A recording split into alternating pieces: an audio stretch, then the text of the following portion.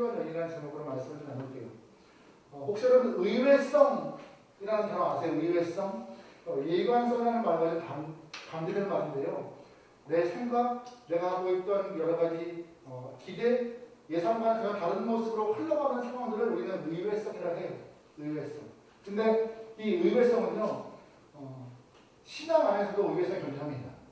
여러분이 좋아하시는 찬송가 나 같은 죄인 살리시라는 곡을 작사하신 존 뉴턴 목사님께서 이런 말을 한 적이 있으세요.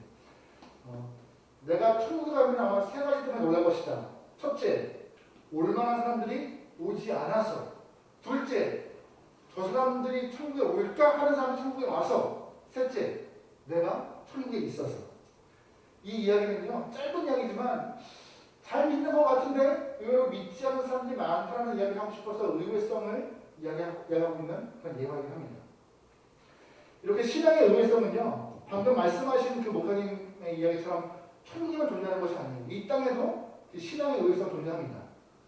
어떤 사람들 보기에는 믿음이 좋아서 어려운 일, 힘든 일 발생해도 믿음을 지켜 잘 견딜 것 같지만 의외로 그 믿음 좋아 보이는 사람이 도망가 버리고 믿음을 저버리고 그냥 신앙을 꺾어버리는 일도 우리는 보게 되는 것이고, 또한 어떤 의외로 평범해 보이는 평신도가 그 믿음을 잘 지켜서 어려운 시간을 잘 견뎌나가는 그런 모습도 우리는 발견할 수 있습니다.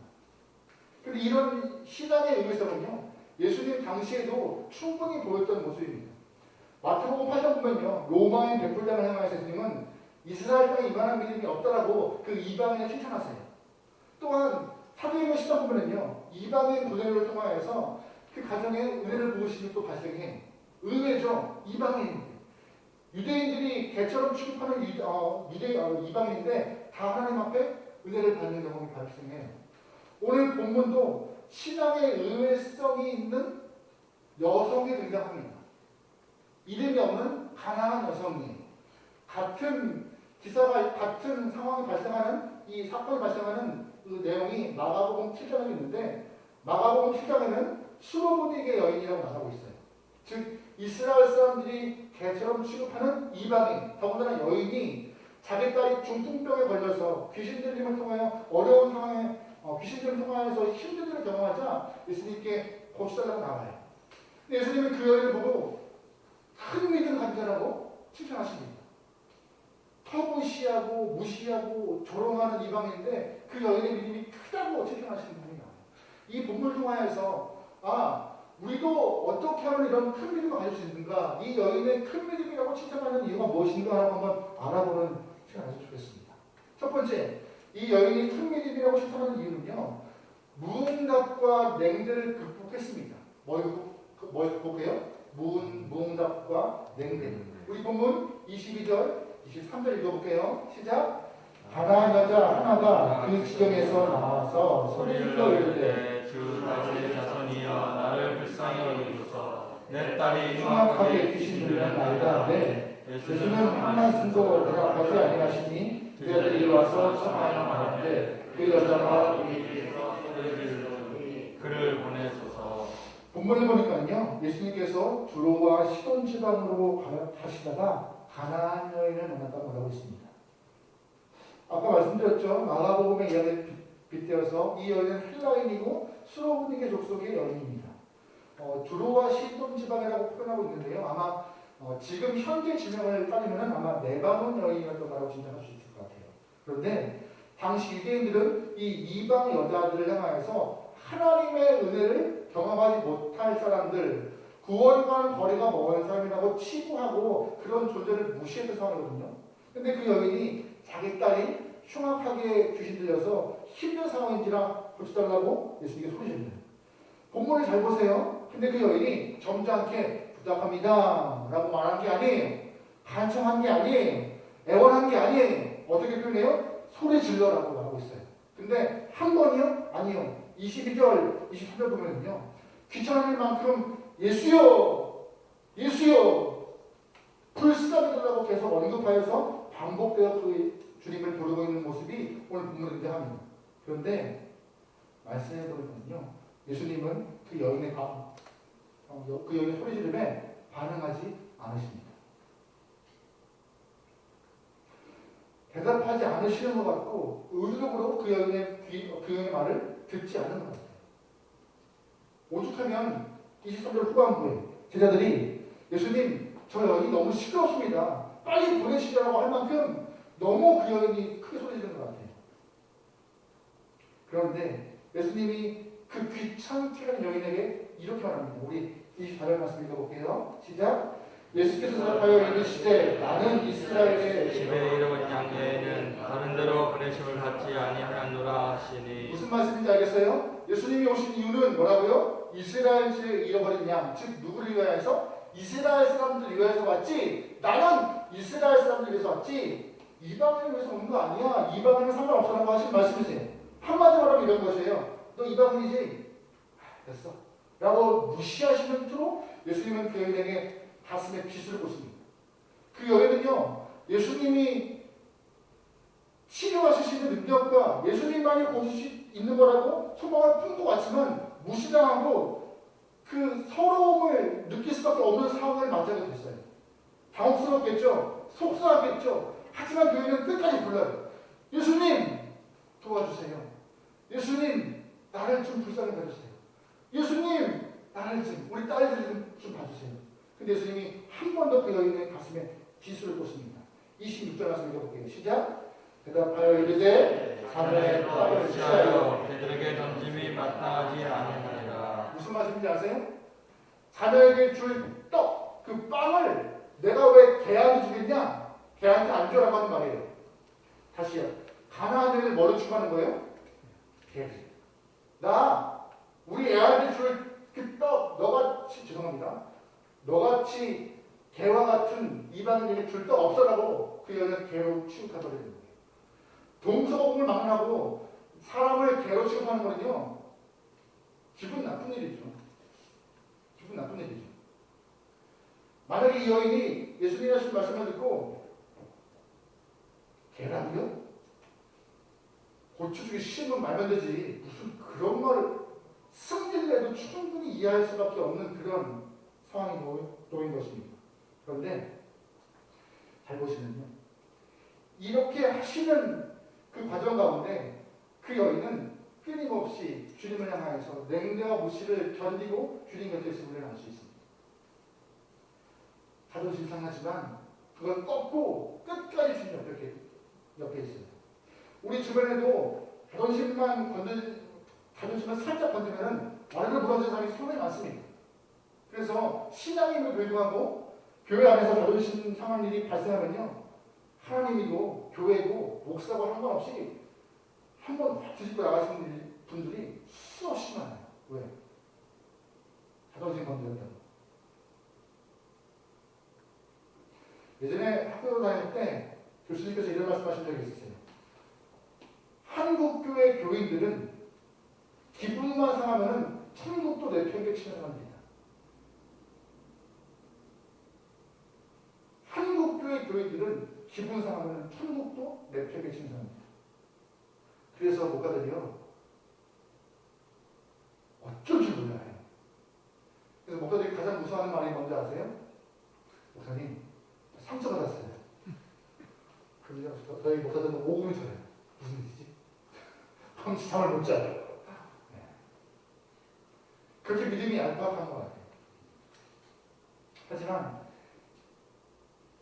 이 여인을 보세요. 무시당하고 개와 같다고 비유당하고 자신의 하는 이야기들을 소리질러도 듣지 않는 그런 냉대함 속에도 끝까지 주님 옆에 있는 모습.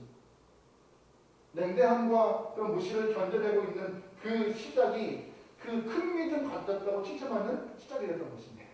여러분, 자존심 때문에 신앙을 잃어버리거나 자존심 때문에 믿음을 꺾어버리는 일이 없길 소망합니다. 자존심이요? 죄송합니다.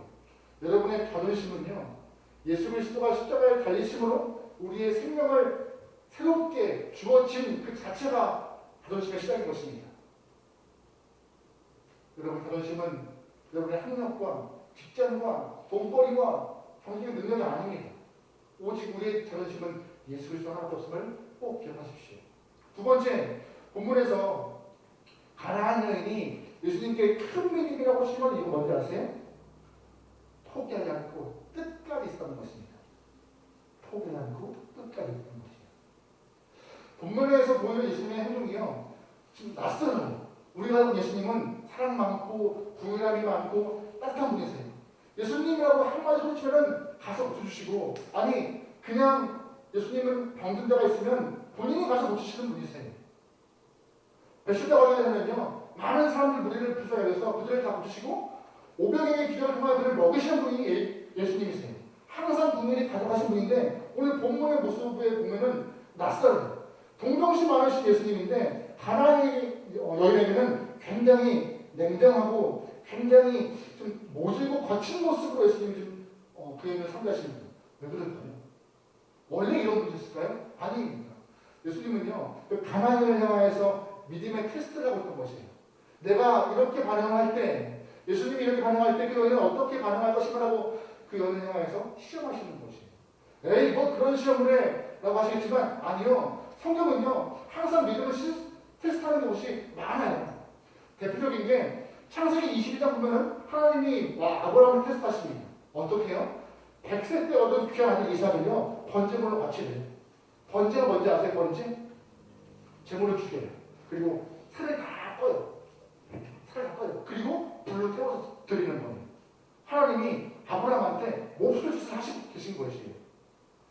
자식 이삭을 스스로 제물로 바치래요. 뼈를 바르고 혀를 발라서 불에 놓고 태워버리래요. 이게 말이 되는 거예요. 그런데 아브라함은 그걸 해요. 하려고 해요. 순종을 해요. 왜요? 하나님이 좋은 분이라고 알기 때문에 그냥 해요. 무식하리만큼 말도 안 되는 일을 하나님은 허락하시는데 아브라함은 좋은 하나님인 것을 알고 묵묵히 순종합니다. 그때 아브라함이 팔을 들고 이삭을 찌르려 할 때 하나님이 이런 말씀하세요. 창세기 22장 말씀입니다. 같이 읽어볼게요. 시작. 여호와의 사자가 하늘로부터 그를 불러 이르시되 아브라함아 하신지라.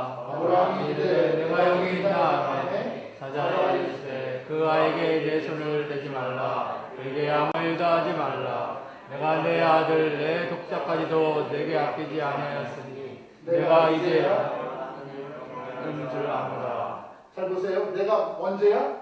이제야. 다른 것이 안 보이시죠? 지금 스크린이 그래서 이해하세요? 내가 이제야.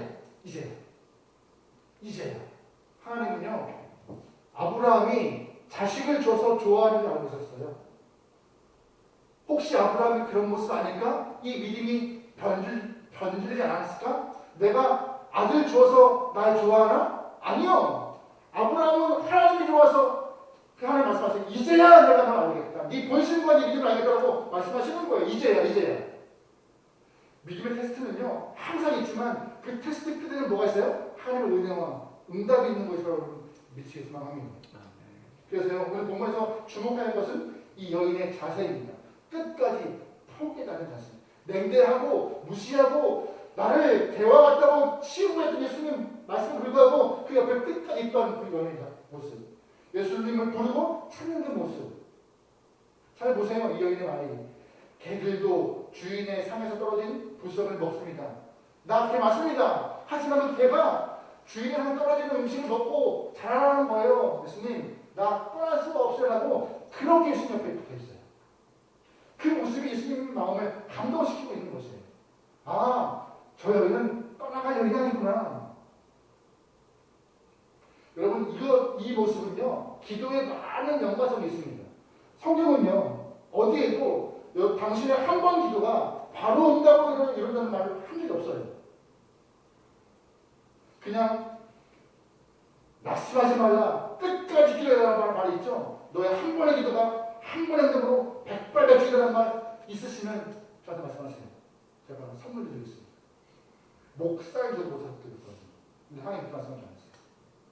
우리가 기도에 관련된 이야기를 할 때 자주 쓰는 성경들이 있어요. 마태복음 7장 10절 말씀인데요. 여러분 다 아실 거예요. 다시 한번 읽어볼게요. 시작. 구하라. 그렇게 하면 주실 것이요. 찾아라. 그리하면 찾아낼 것이요. 문을 열라. 그리하면 열릴 것이요. 익숙한 말씀이시죠? 이 말씀을 갖고 우리가 많이 기도에 대해서 언급하는데 성경학자 찰스 윌리엄 박사가요. 이 마태복음 7장 7절 말씀을 원문 헬라어 성경, 유대인들이 쓰는 헬라어 성경 그대로 해석할 때 가장 좋은 해석이라고 말하고 있는데 어떻게 해석하느냐? 이렇게 말해요. 계속 구해야 합니다. 계속 찾아야 합니다. 계속 문을 두드려야 합니다.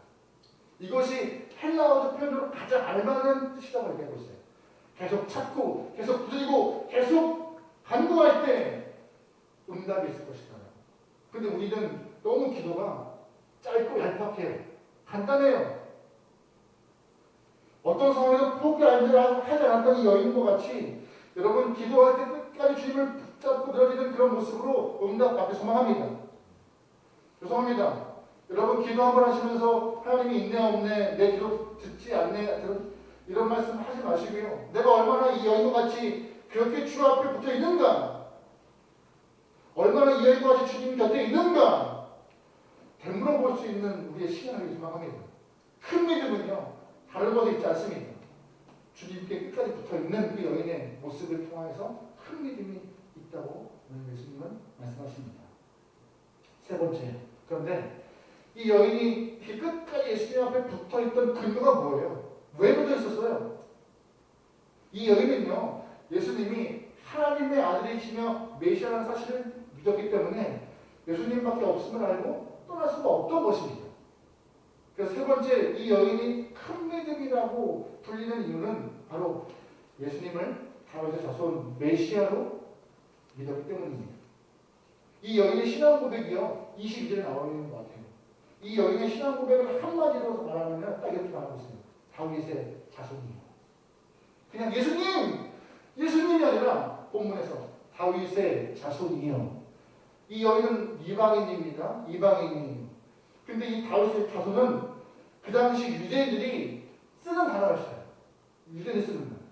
유대인들이 하나님이 보내신 구원자, 메시아가 올 것이라고 표현할 때 다윗의 자손이라고 말하고 있는데 그 유대인의 표현을 이 여인은 이방인이지만 쓰고 있는 것이에요. 다윗의 자손 예수요. 그렇게 예수님을 향해서 그냥 내 병을 고쳐줄, 내 딸의 병을 고쳐줄 사람이 아니라 어떠한 존재인지 정확히 알고 고백하는 모습으로 그 여인의 마음을 다루는 것입니다. 그래서 이 여인은요, 가나안인이지만 자신의 딸을 고쳐줄 수 있는 유일한 그 구원자가 예수라는 것에 대해서 끝까지 믿고 옆에 있을 수밖에 없던 것이에요. 예수를 알았기 때문에. 그래서 여러분 예수님을 어떻게 알고 계십니까? 마태복음 16장, 우리가 이제 다다음 주 정도 볼 본문인데요. 예수님께서 제자들과 함께 가이사랴 빌립보로 걸어가실 때 베드로에게 물어보세요. 제자들에게 물어보세요. 너희는 나를 누구라 하느냐? 그때 베드로가 말씀하죠. 주는 그리스도이십니다. 살아계신 하나님 아들입니다. 그때 예수님이 그 베드로의 답을 듣고 시사하십니다. 베드로야, 너 참 복이 있을 것 같다.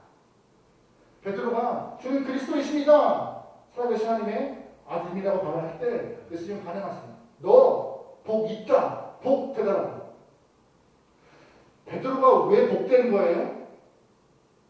왜 복된 거예요? 예수님을 바로 알았어요. 예수님이 누군지 바로 알고 그렇게 말했기 때문에 복된 거예요. 예수님이 그리스도이시고 살아계신 하나님의 아들이라고 그는 알기 때문에 베드로에서 복되다. 그럼 반대예요. 여러분이 복된 건 어떤 것이에요? 예수를 바로 알 때 복된 것입니다. 이 여인과 같이 다윗의 자손 그리스도라고 고백하는 그 명확한 암과 고백이 있을 때 복된 것 마치 우리 또한 우리 삶에 우리의 복은요 예수를 바로 알아. 예수를 바로 알아. 그렇게 이야기하고 예수를 바로 아는 것, 알아가는 것, 그리고 아는 것들을 표현내는 것, 그것이 바로 복된 것의 시작인 것을 꼭 기억하십시오. 다른 것이 복이 아니에요. 그게 복이 시작이에요. 이 여인 보세요. 무시당했죠? 하지만 끝까지 옆에 있었죠? 하지만 그 과정 가운데 예수를 그리스도라 다윗의 자손이라 고백하면서 예수를 부르고 예수를 바로 알고 있음을 증명하였죠. 그래서 예수님 말씀하세요. 네 믿음 참 크다. 여러분 믿음 크십니까? 그러면 꺾어보죠. 여러분 끝까지 예수님 옆에 계십니까? 예수님이 내 기도를 무시하는 것 같고 안 들어주는 것 같고 있다 할지라도 끝까지 옆에 계세요? 예수님 누군지 분명히 아세요? 그렇게 안다고 고백하고 예수를 향해서 믿음으로 나가는 여러분의 믿음이 큰 영혼이라고 주님 칭찬하실 것입니다. 그런데 마지막 하나가 더 있는 것 같아요. 이 여인이 큰 믿음이라고 칭찬받은 이유 또 하나가 있어요. 우리 22절 말씀 한번 읽어볼게요. 시작. 가나안 여자 하나가 그 집에서 나와서 소리질러 이르되 주 다윗의 자손이여 나를 불쌍히 여기소서 내 딸이 막하게 해주시기 되었나이다 하되. 혹시 22절 읽으면서 이상한 부분 없으세요?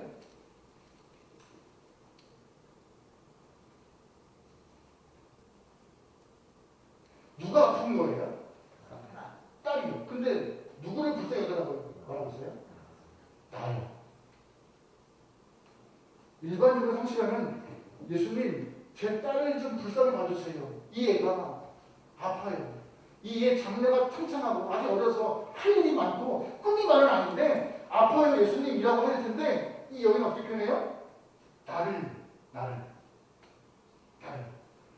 딸의 아픔이 자신의 아픔이 되었고 딸의 고통이 자신의 고통이 되었고 딸의 비참함이 자기 비참함이 되어서 나를 불쌍히 생각해달라고 고백해요. 무슨 말이냐? 이 여인의 간구는요 자신의 목적과 희망이 아니라 뭘 바탕인 거예요? 사랑의 간구가 바탕이 되기 때문에 이 여인은 주님 앞에 믿음이 큰다라고 칭찬받았던 것이에요. 사랑의 기도는요 사랑의 기도는 치유사역의 중심입니다. 아무리 기도해도요 아무리 내가 중보해도 내 안에 사랑이 없으면요 그 기도 응답이 안 일어나요. 내가 사랑하는 교우들을 위해서 사랑하는 가족들을 위해서 정말 이빠른 사랑이 아니라 애통함으로 부유함으로 기도해 나갈 때 그것이 응답받고 치유가 되려는 것인데 우리는 입에 익숙한 사랑을 표현하고 있고 입에 익숙한 단어의 공유라고 나오기 때문에 기도의 응답이 받을 수가 있는 것이에요. 하지만 본문 이여인 보세요. 딸의 아픔이지만 나를 좀 불쌍히 봐주세요. 딸의 고통과 자신의 마음을 함께 두고 예서 나가는 그 모습. 창세기 18장 보면은요. 하나님이 아브라함한테 조카 롯이 소돔성에 있는데 그 소돔성을 멸망시킨다 말씀하세요. 그때 아브라함이 하나님께 기도합니다. 하나님, 설마 그래도 조카 롯이 있는데 어떻게 그 성이 망합니까? 소돔성에 의인 50명 있으면 안 망하실 거죠? 하나님이 오케이. 근데 생각해보니까 아브라함이 너무 많은 거예요. 50명 소돔성. 다시 기도해요. 하나님 45명이요. 그래? 하나님이 쿨하게 오케이 하세요. 근데 또 생각해도 아브라함은 아무리 생각해도 아브라함은 45명이 소돔성에 의인이 있어? 불가능한 것 같아요. 그래서 어떻게 생각해요? 40명, 30명, 20명, 1000명을 줄여서 하나님 10명 어때요? 10명. 좋아. 내가 10명까지 봐줄게. 소돔성에 10명의 의인이 있으면 소돔성 안 망한다 하세요. 근데 소돔성에 의인 몇 명 있었나요? 없었어요. 결국 하나님은 감사하게도 아브라함을 통해서 롯을 구출해 나오십니다. 그러면서 이렇게 말씀하세요. 다시 한번 읽어볼까요? 창세기 10장 말씀입니다. 시작. 하나님이 그 지역의 성을 멸하실 때 곧 롯이 거주하는 성을 하나님이 아브라함을 생각하사 롯을 그 신을 중에서 내보내셨더라. 잘 보세요. 하나님이 롯을 사랑하신다요? 아니요. 누굴 사랑하셨어요? 아브라함이 롯을 사랑하는 마음 그거 보시면서 그래 롯 구할게라고 하시는 거예요. 이 여인도 같은 거예요. 자신이 아픔은 아니지만 그 딸을 향한 사랑함과 간절함과 애통함 때문에 저 앞에 나오는 것이죠. 저는요 부모님들의 기도가 이와 같은 거라고 믿습니다. 근데 이 본문에 있는 부모님의 기도와 우리 주변에 있는 부모님의 기도가 죄송하지만 질적으로 차이가 왜 있는지 아세요? 끝까지 안 가요. 끝까지.